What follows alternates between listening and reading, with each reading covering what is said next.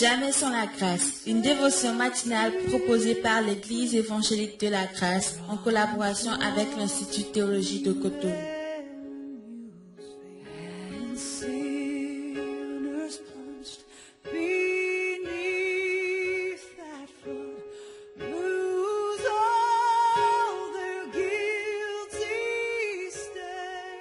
Bonjour chers amis, chers internautes, nouvelle journée, nouvelle semaine, bienvenue dans cette nouvelle dévotion.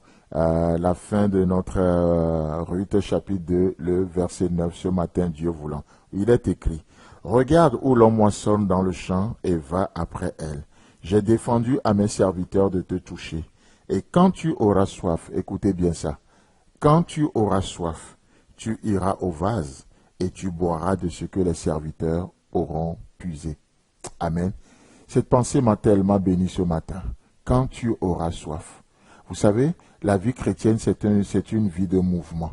La vie chrétienne, c'est une vie de mouvement. Nous sommes appelés à bouger et nous bougeons. C'est pourquoi d'ailleurs Jésus-Christ nous propose, au travers de l'enseignement que Paul donne, il nous propose des chaussures comme zèle de l'évangile. Il nous a équipés, il nous a donné tout ce qu'il faut. Pourquoi? Parce que Dieu veut que nous bougeons pour lui aujourd'hui. Dieu veut que nous soyons dans le mouvement. Et il nous a fait tellement de promesses. Voici les signes qui accompagneront ceux qui auront cru. Comment je peux être accompagné si je ne suis pas en mouvement?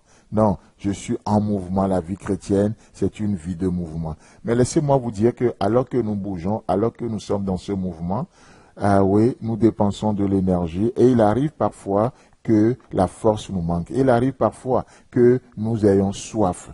Mais laissez-moi vous dire que Dieu a tout pourvu et il a tout prévu et il a tout pourvu. Amen. Papa a tout prévu, papa a tout pourvu. Et il dit ici, si dans la marche, si en chemin faisant, et quand tu auras soif, qu'est-ce qui se passe? Il y a un endroit réservé. Tu iras au vase. Tu iras au vase et tu boiras ce que les serviteurs auront puisé. Vous savez, parfois nous n'avons même plus la force de faire les choses pour nous. C'est là où on a besoin de soutien de l'extérieur. C'est là où on a besoin de la notion de soutien de la famille. Et quand tu auras soif, tu iras au vase et tu boiras ce que les serviteurs auront puisé. Tu boiras ce que les serviteurs auront puisé. Laissez-moi vous dire que je ne connais aucun arbre au monde qui mange de ses propres fruits. Vous en connaissez-vous? Mais combien parfois, nous les chrétiens, malheureusement, on s'appuie tellement sur nos dons, on dépend de nos dons et on veut juste les utiliser pour notre intérêt personnel. On veut les utiliser d'une manière personnelle et égoïste. Mais ici, Jésus-Christ dit, non, tu boiras de ce que les serviteurs auront puisé.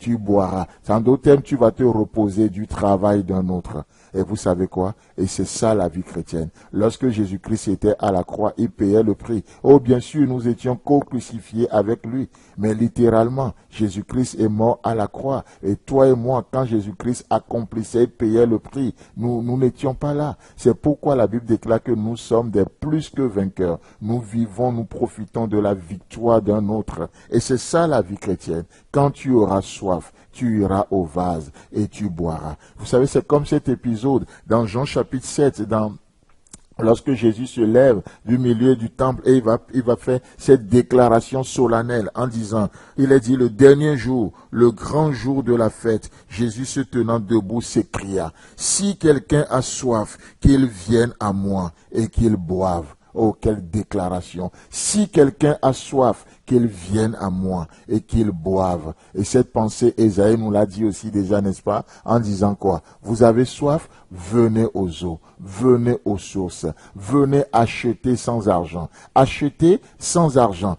On dirait que ça va pas de pair là. Acheter, vous savez pourquoi? Parce que oui, ça nous demande une décision. Ça nous demande de faire un choix. Ça nous demande de faire un choix. Et c'est ça le prix que nous payons. Notre prix que nous payons aujourd'hui, ce n'est pas forcément l'argent, mais c'est d'accepter, comme le dit Job, d'accepter de faire plier notre volonté sous sa volonté. C'est ça acheter. C'est ça acheter. Il n'est pas question d'acheter l'évangile aujourd'hui. Non, mais l'achat que nous faisons ici, c'est d'accepter, d'amener nos pensées captives à l'obéissance de Jésus-Christ. Ce n'est qu'en ce moment-là que nous pouvons nous reposer du travail d'un autre. Ce n'est qu'en ce moment-là que nous pouvons bénéficier, profiter, dans le bon sens du terme bien sûr, de ce que la croix nous a donné. Ce n'est qu'en ce moment que la grâce de Dieu devient opérationnelle dans nos vies. Alléluia. Et quand tu auras soif, tu iras au vase et tu boiras de ce que les serviteurs auront puisé.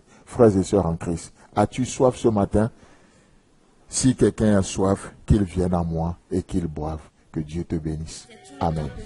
Si vous avez aimé cette dévotion, parlez-en à vos amis. Parlez-leur du message de la grâce et de ce qu'il fait en vous. Pour un sujet de prière, une question ou plus d'informations, contactez-nous. Téléphone 64 88 35 87 ou 96 42 69 05 ou par WhatsApp au 94 75 80 20.